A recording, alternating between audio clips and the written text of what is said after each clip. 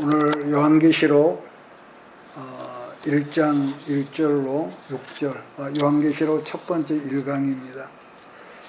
옛날부터 성령 집회를 하게 되면은 요란한 귀신 역사가 나타나지만은 그러나 반면에 요한계시록을 공부하게 되면은 어떤 모로든지 말씀을 듣는 사람들 속에 사단의 방해하는 역사가 많이 나타나게 되었다. 이건 우리 믿음의 선배들이 했던 말입니다. 그러니까 어차피 사단은 예수 믿는 사람을 공격할 수밖에 없는 그 구조니까 그걸 우리가 두려워 말고 어떤 모로든지 뭐 외인이든지 가정에서든지 이 사단의 공격을 뛰어넘을 수 있는 영적인 능력과 믿음을 달라고 우리가 계속 기도하는 여러분이기를 주의 이름으로 부탁을 합니다.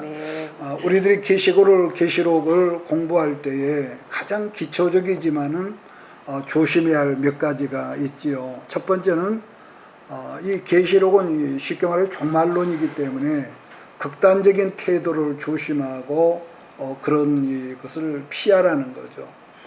사단에 대한 것도 마찬가지겠지만 계시록은 지금 당장 현실적인 문제보다는 장차 미래에 관한 말씀이 많기 때문에 사람들은 같은 말씀을 극단적으로 자기 나름 해석하기를 좋아하고 자기식으로 해석하는 오해를 많이 범하기 때문에 처음에는 그렇게 풀어나가는 것이 굉장히 신선해 보이고 또 좋아하죠. 그런데 결국 그렇게 하다 보니까 멀쩡한 가정들을 파괴한다든지 직장이나 다니던 학교를 그만두게 한다든지 이처럼 극단적인 잘못된 형태들을 우리는 주변에서 많이 보았습니다. 그러다 보니까 하나님의 사랑하심과 하나님의 어떤 경륜이나 섭리를 무시하는 일들이 다반사고, 그러므로 성경을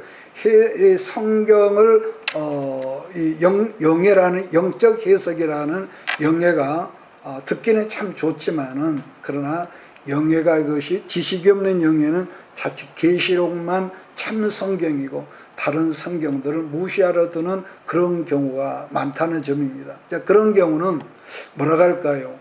아는 것 같지만 무식하고 무지한 경우라고 할 수가 있습니다. 중요한 것은 계시록 성경은 신구약 66권 중에 한 권의 성경이라는 것. 사실 요한계시록은 정말로 중요한 성경이지만은 그러나 계시록 성경만 중요하다고 고집하다 보면은 그런 분들은 거의가 극단적인 방향으로만 이 신앙이 흘러가더라는 거죠. 모든 성경이 다 중요하죠. 어떤 성경은 덜 중요하고 뭐 더 중요한 것이 다 중요하지만은 그러나 계시록을 우리가 공부하면서 먼저 반드시 알아야 할 것은 창세기 성경과 요한계시록과 그리고 반드시 로마서 성경을 중요한 핵심 포인트로 우리가 함께 아우를 줄 알아야 한다는 것. 왜냐하면은 그래야만 성경 66권을 공부해 가면서 이 전체적인 66권의 바란스인 균형을 우리가 잡기 때문이죠. 알기 쉽게 말한다면은 창세기는 시작의 책이라 그러면은 계시록은 끝, 이 결론의 책이란 말이에요. 그러므로 창세기는 시작의 책이지만 계시록은 결론의 성경. 그렇기 때문에 창세기만 또 중요하다든지 또 계시록만 중요하고 그래서 항상 이 계시록만 공부하든지 하면은 거의 이거 신앙이요 이 불균형적 이 신앙의 사람이 된다는 거죠. 왜냐하면 먹는 대로 나타나니까. 그래서 아까 언급했지만은 언제나 창세기 성경과 계시록 성경의 균형, 곧 중심을 잡아주는 성경을 뭐라고 하냐면 그것이 바로 한가운데 로마서 성경이다 이렇게 말을 하는 거죠. 그리고 우리들이 먹는 음식도 아무리 어떤 음식이 내 입맛에 맞고 맞는다 할지라도 그렇다고 그것을 계속 내가 좋아하니까 한 가지만 계속 먹는다면은 우리는 그런 사람을 뭐라고 합니까? 편식하는 주의. 편식주의라고 말하듯이 창세기도 계시록 성경이나 또는 이사야 같은 또 다니엘과 같은 그런 종말론적인 한 권의 성경만을 너무 좋아하고 파다 보면은 아까 그랬죠. 극단적인 영적 편식주의가 되어서 영적인 장애가 되면은요 신앙생활도 잘 믿는 것 같은데 이상해져 버립니다. 자, 그러므로 계시록 성경을 너무 좋아하지도 말라고 저는 말하고 싶고, 그렇다고 너무 무관심해도 안 된다. 그런데 이 아이러니하게도 계시록을 주로 이단에서 많이 다루고 있기 때문에 이 목회자들도 계시록을 다루는 것을 꺼려하고 또는 두려워하는 그런 목회자들 있다는 말을 듣습니다. 그래서 어떤 이 사이비 이 종교들은 계시록을 그런다는 거예요. 자기들 교주가 정말로 잘 가르치니까 마치 자기들의 영적인 특권층, 계시록이 전면 특허난 것처럼 이렇게 착각하는 그런 분들이 있지만은, 그러나 제 입장으로 볼 때는 그런 분들 영적인 장애아 집단이다. 저는 그렇게 말하고 싶어요. 그래서 정말 중요한 것은 아까 언급했지만은 중요한 것은 모든 성경이 중요하지만은 요한계시록 성경은 어떤 특정 종교 집단에만 주어진 성경이 아니라 이 지구상에 예수를 믿는 모든 성도들에게 주어진 성경이라는 점이죠. 그래서 두 번째로 계시록 성경은 이 모든 내용 문자 하나하나가 너무 모호한 내용들로 되어 있기 때문에 어찌 보면 어떤 암호를 푸는 것처럼 한다든지, 또 어떤 경우는 막 세계 3차 대전이나 뭐 휴거나 천재지변, 재앙, 또 환란, 심판 중심으로만 이렇게 해가지고 사람들을 그냥 두렵게 한다든지 끌어모으려고 하고 이런 그 못된 이 설교자들도 있죠. 근데 성경은 분명히 요한계시록의 종말에 당할 우리가 예수 믿는 사람으로서 환란이 있습니다. 또 그런가 하면 재앙도 있고, 또 우리 예수 그리스도 왕으로 오셔서 심판하는 그런 역사도 있지만은, 그러나 분명한 것은 아까 그랬죠.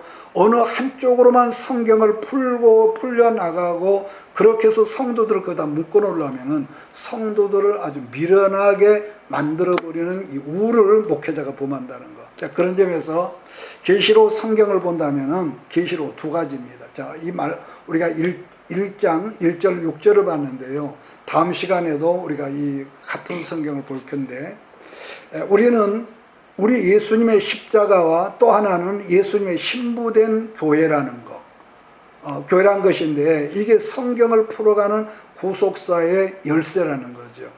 어린 양으로 오셨던 예수님이 인류 구원을 위해서 십자가 사형틀에서 대속의 죽음으로 돌아가셨고, 그 십자가의 보혈로 말미암아 이제 죄로 말미암아 하나님께 갈 수 없는 인간이 구원의 완성을 이루는 것이 예수의 신부된 교회라는 것. 그렇기 때문에 요한계시록은 교회론적으로 풀고 교회론적으로 해석하는 것이 가장 건강한 해석이라고 할 수 있는 것은, 왜냐하면은 그래야만이 하나님의 교회들이 건강해지고, 그래야만이 성도들의 삶이 또 건강해지고, 하나님의 교회가 다시 오실 예수님을 향해 나가야 하는 길을 올바로 제시해 주기 때문에, 그래서 우리가 요한계시록을 우리가 이렇게 집중적으로 보다 보면은 상당히 영적으로 예민해집니다. 예민해지고 또 이 라이프 스타일이 바꿔질 수밖에 없어요.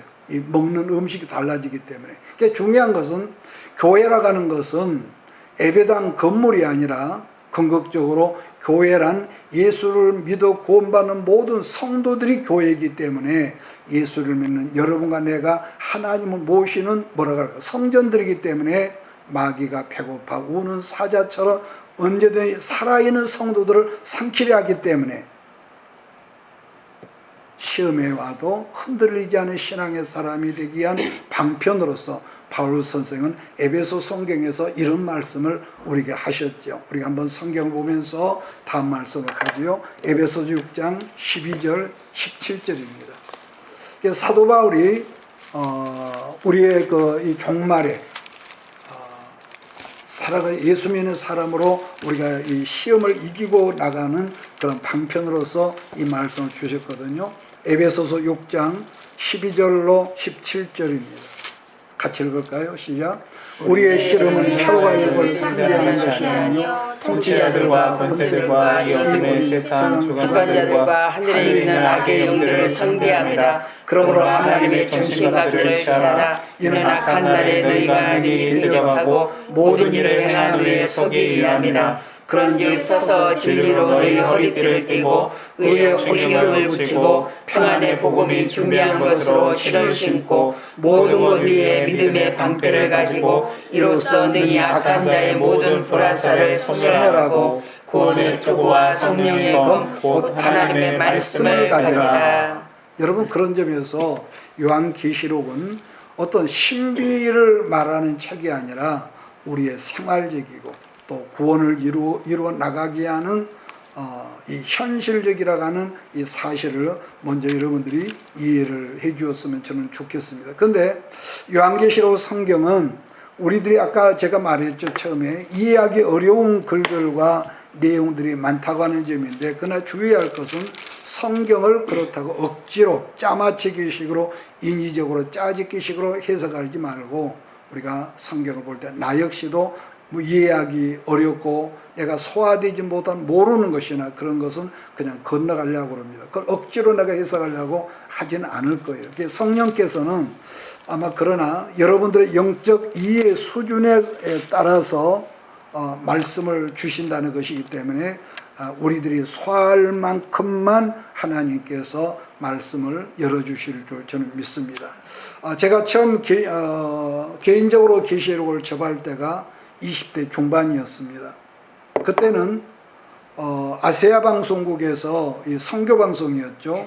저녁 무렵에 저녁 6시 반쯤인가 7시인가 방송으로 말씀을 해 주셨는데, 계시록 말씀을 뭐 그때나 지금이나 풀어서 하는 경우가 드물었기 때문에 굉장히 신기하게 여기면서 그 방송을 들었던 기억이 납니다. 그런데 제가 나중에 성경을 공부하면서 얻어진 것은, 아까 제가 했던 말을 또 하는데, 모든 성경들이 다 중요하죠.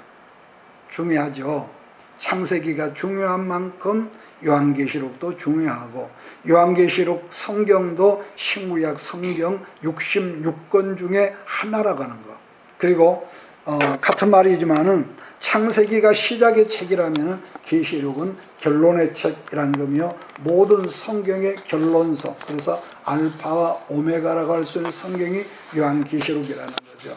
그러나 우리는 항상 어린아이와 같은 마음과 또 그런 마음가짐과 시선으로 우리가 말씀을 들을 때, 또 준비한 성령의 인도를 받으면서 말씀대로 따라가면 놀라운 은혜가 여러분에게 미치게 됨을 저는 믿습니다. 네. 자, 그러면은 계시록에서 말하는 기본적인 몇 가지를 살펴본 다음에 다음 시간까지 이렇게 본론으로 옮겨가기로 하겠습니다.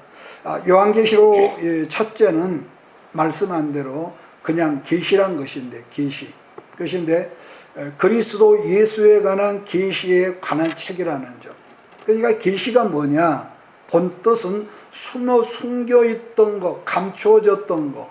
원어에서는 아포칼리십스라는 그런 단어로 했는데, 숨겨져 있던 것들이 밖으로 드러난다는 뜻입니다. 그래서 우리가 알지 못하고 깨닫지 못한 것들을 깨닫게 되는데, 누구라도 여러분들도 저 미래는 아무도 가본 적이 없는 시간 아니겠습니까? 그러나 우리 하나님은 이전에도 계셨고 미래도 계시고 지금도 계시는 분이라는 것이며, 그래서 우리 하나님은 아까 제가 말했지만은 처음과 나중, 알파 오메가라고 하죠. 그렇기 때문에 하나님은 우리처럼 현재와 미래가 따로 없으시기 때문에 하나님께서는 전에도 계셨지만은 미래도 계시고 지금도 우리와 함께 하심을 우리는 믿습니다. 그러므로 예수를 믿는 사람에게는 미래를 향하여 가는 것이 아니라 중요한 게 있습니다. 미래가 우리에게로 오고 있다는 이런 점이죠.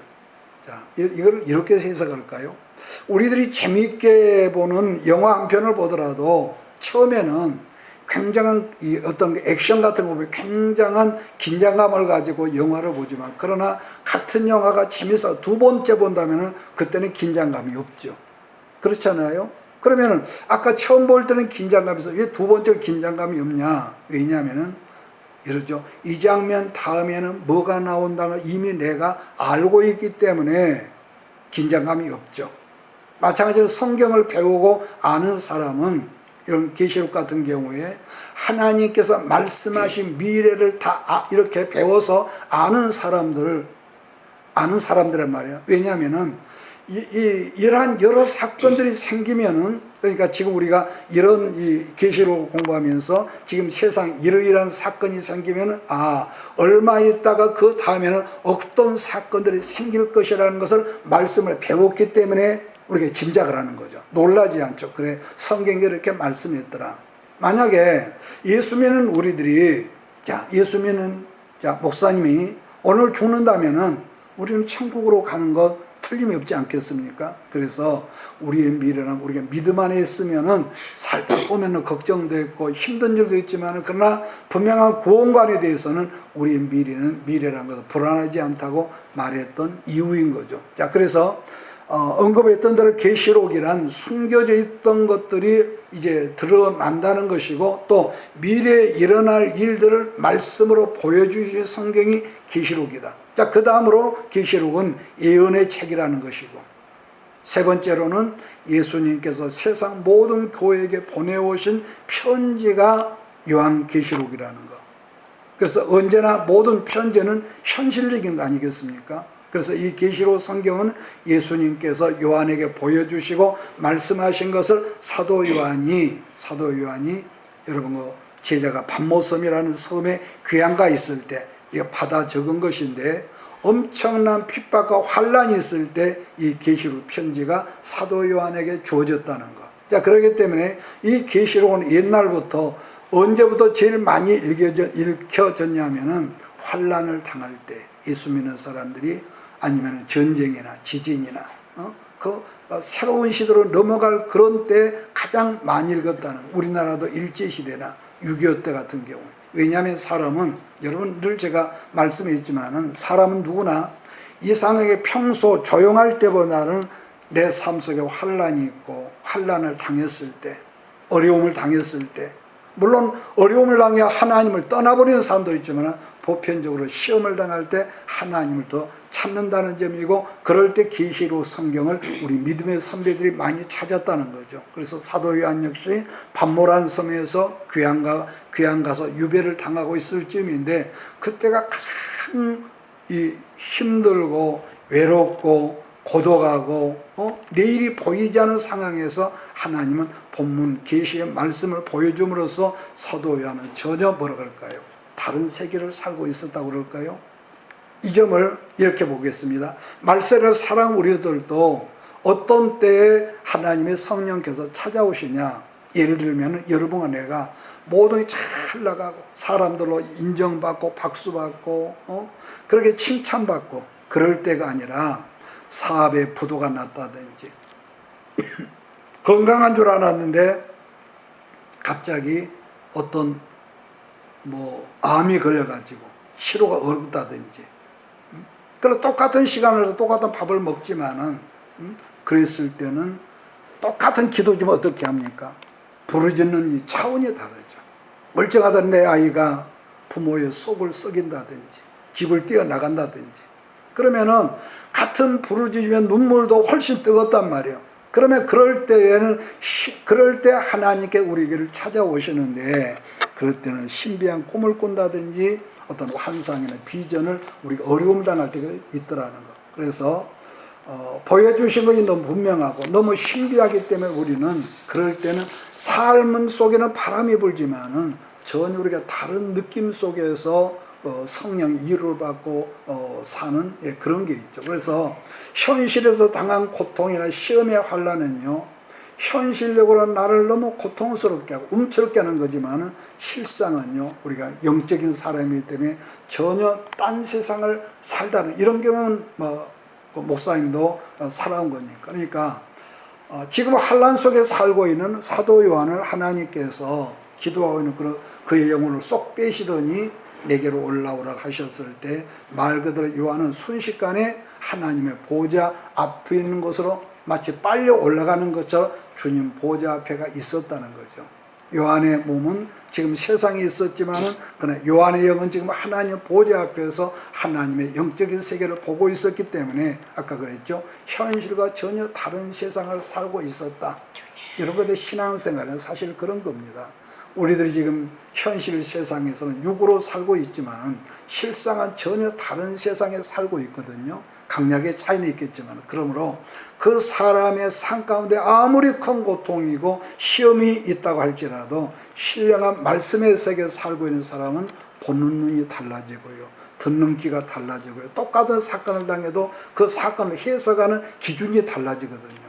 나는 오늘 여러분에게도 비록 삶 속에서 아픔이 있고 땀 흘림이 있고 힘듦이 있을지라도 이 세상을 열심히 살면서도 현실의 모든 것들을 초월하고 그것을 영적으로 그렇게 해석해 나가는 축복이 있는 여러분이 되기를 주의로 부탁을 합니다. 그래서 어제도 오늘도 우리들은 사람들과 살고 있잖아요. 때로는 나를 좋아하는 사람도 있지만 왠지 거슬리게 하는 사람도 있고요. 더불어서 그리스도 함께 살기를 바라며 사람들과 대화를 나누고 있지만은 동시에 그리스도의 성령과 끊임없는 신령한 대화가 여러분과 우리 모두에게 항상 있어지면 정말 좋겠다는 그런 생각을 합니다. 왜냐? 그런 사람은 그렇게 항상 영적으로요, 이렇게 연결되는 사람은요, 어떤 그 삶 속에 힘듦이 있어도 흔들지를 못하기 때문이죠. 그래서 그와 비슷한 것이 예수님의 부활 사건이라는 것인데, 예수님은 분명히 십자가에 죽으셨다가 부활하셔서 이 땅에서 40일 동안 천국과 제자들을 중간에 왔다 갔다 있지 않습니까? 그 40일 동안에 예수님의 특이했다는 것은 33년 동안 지상에서 우리처럼 똑같이 육신으로 살았지만은 십자가에서 죽고 부활하고 난 다음에는 천국과 현실을 왕래하셨기 때문인 거죠. 그러니까 분명히 제자들 앞에서 말씀하셨지만은 그러나 어느 순간에 갑자기 연기처럼 없어지고요, 음식을 잡수다가도 사라지기도 했고 예루살렘에 계시다가 갈릴리로 가시기도 했는데, 그처럼 예수님은 분명 같은 예수님이지만은 시간과 공간을 초월하시더라는 거죠.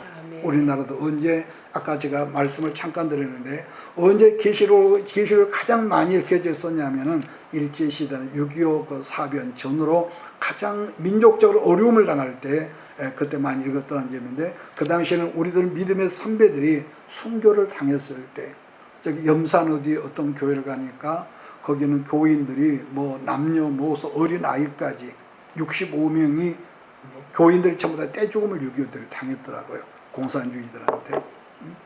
그럴 때 살아남은 교인들이 요한계시록을 붙들고 있었다는 거죠. 그러니까 말로 다 표현할 수 없는 무서운 순교의 현장에서 사람들은 부르짖기를, 이럴 때 하나님이 왜 오시지 않습니까 하며 부르짖었다는 거. 그렇기 때문에 계시록 마지막 부분에서처럼 사람들이 아멘 주 예수여 마라나타 오시옵소서 했다는 것인데, 왜냐하면 세상에 너무 끔찍하고 너무 고통스럽기 때문에.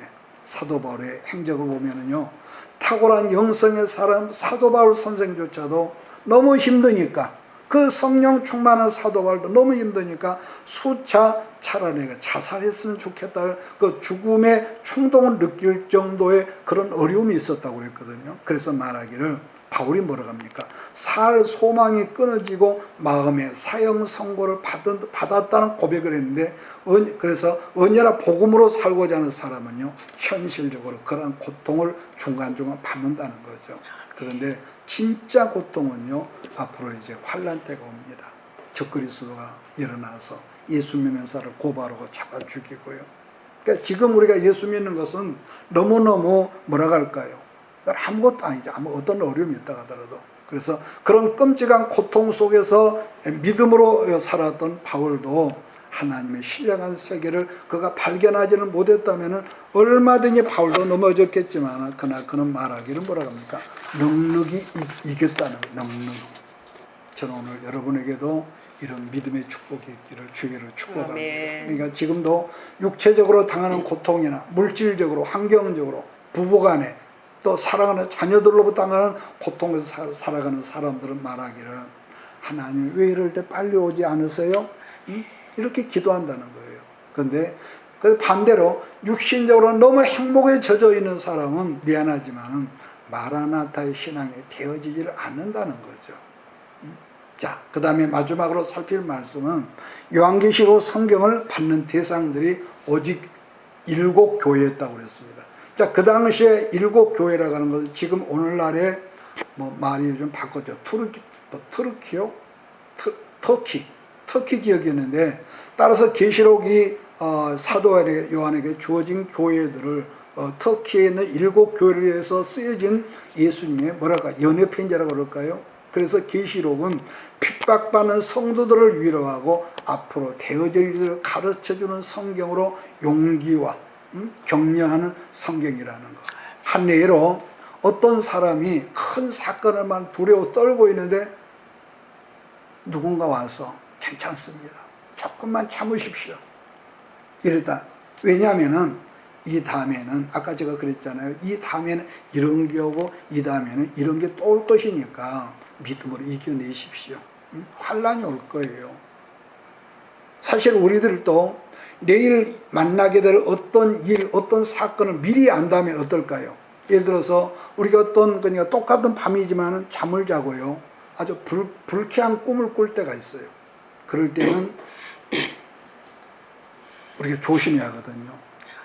특히 언어, 그 다음에 막 화가 나는 그런 일이 있고, 분명히 관계 속에서 하다 보면 부부관계, 그럴 때는 조심하는 연습을 해야 합니다. 근데 조심을 해도 이게 이제 이 훈련이 안 되면 어느 순간에 팍 튀어나오면요, 인간관계도 그러잖아요.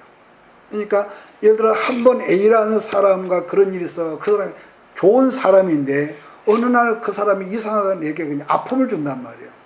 근데 보면은 우리가 정치권에서 보지만은 뭐 좌파 우파 그러지만은 분명히 좌파에 빠져 있어 공산주의 사상을 갖고 있지만 때로는 좋은 부분이 굉장히 많은 사람도 있거든요. 그런데 한 번 저 사람 나쁜 놈이니까 점 찍어버리면은 그 사람이 배우려고 하질 않죠. 그건 굉장히 인간관계에서, 그러니까 우파라도 나쁜 짓 하면 저는 나쁜 놈, 좌파라도 좋은 짓 하면 참 저 사람 존경받을 사람이다, 우리가 이렇게 해야지 내 마음이 안 드니까 탁 이렇게 칼처럼 쳐버리면 안 되는 거죠. 그래서 항상 우리가 미리 조심하고 그러면은 어떠죠? 조심하니까 걱정 안 하고, 자동차가 있을 때도요, 운전하고 갈 때도 우리가 조심하면은 여러분 그만큼 덕을 보거든요. 그런데 반대로는 내일을 전혀 모른다면은 이런 경우도 있습니다. 내가 이러다 죽는 것 아니냐, 초조하고 나는 이렇게밖에 못 살까, 두려워지기도 하고요. 왜냐, 내일 일을 내가 모르거든요. 그렇습니다. 뭐든지 알면은 다 쉽게 통과되지만은 모르면 정말로 꼬이게 되고 어렵게 되더라고요. 그래서 이번에 하나님께서 요한계시록을 우리가 공부하고 배우면서 장차 이렇게 될 일들을 말씀을 통해서 여러분과 우리 모두에게 가르쳐 주실 거라는 믿습니다. 또 한 가지를 끝으로 계시록 크게 10가지 정도만 정리한다면요, 다 정리하게 된다는 거. 옛날부터 교회들을 시끄럽게 했던 휴거가 분명히 있습니다. 휴거가.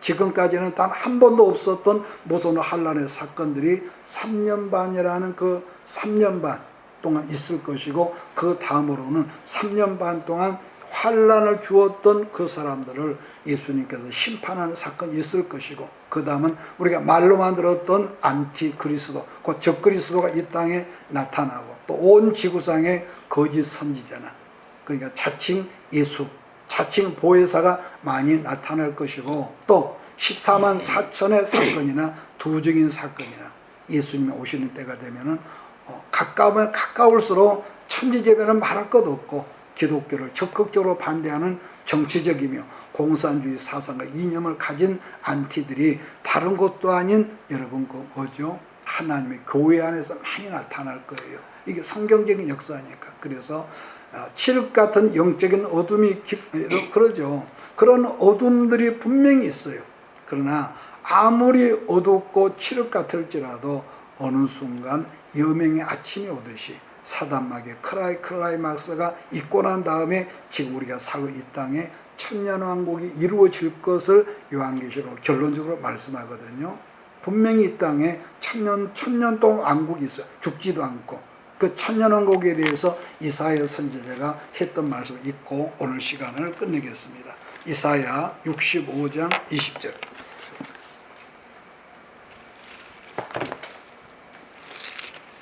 이사야 65장 20절 우리 함께 읽고 오늘 시간 끝내겠습니다. 이사야 65장 20절 찾았으므로 함께 읽겠습니다.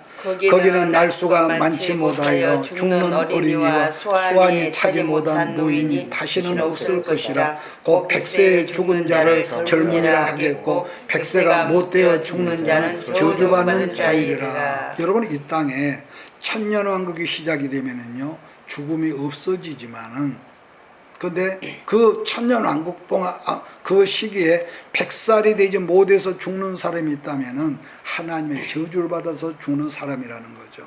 그러나 뭐 이 다음에 이제 자세하게 말씀하겠지만은 그 천년 동안의 천년왕국이 끝날 즈음에 성경은 뭐라고 그러냐, 무저격이란 지옥에 예수님께서 그 감옥에 가둬진 사단마귀가 또다시 세상에 풀어놓게 될 터인데, 그들이 천년왕국에서 생존했던 사람이나 천년 동안 병도 없고 죽음도 없으니까 얼마나 무수한 사람이 있겠어요.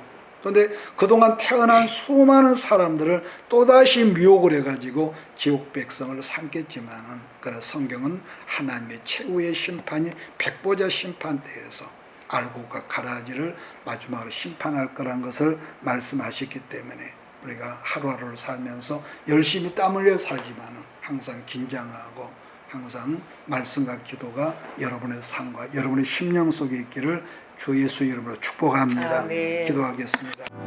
이것이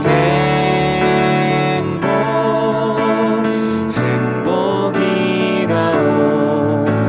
세상은 알 수 없는 하나님 선물. 이것이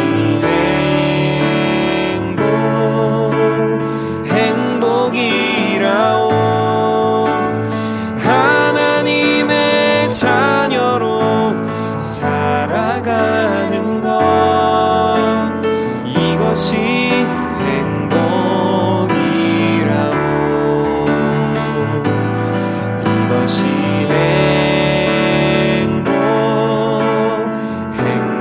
행복이라오.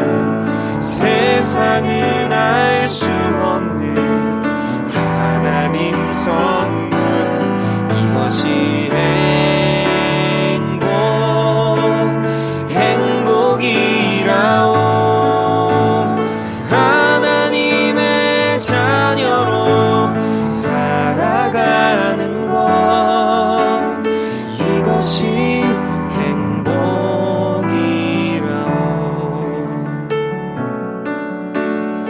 이것이 행복이라오. 이것이 행복이라오.